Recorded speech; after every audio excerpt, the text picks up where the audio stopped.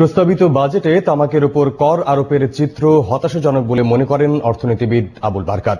সকালে রাজধানীর একটি হোটেলে অ্যান্টি টোবাকো মিডিয়া অ্যালায়েন্স আয়োজিত তামাকজাত পণ্যের উপর প্রস্তাবিত বাজেটে কর বিষয়ে সংবাদ সম্মেলনে আবুল বারকাত বলেন, প্রস্তাবিত বাজেটে সিগারেট কোম্পানিগুলোকে সন্তুষ্ট করার চেষ্টা করা হয়েছে, উপেক্ষা করা হয়েছে তামাক বিরোধী সংগঠনগুলোর যৌক্তিক দাবি। বক্তব্য রাখেন আত্মার আহ্বায়ক রুহুল আমিন রশদ। এবং এক মাস আলোচনা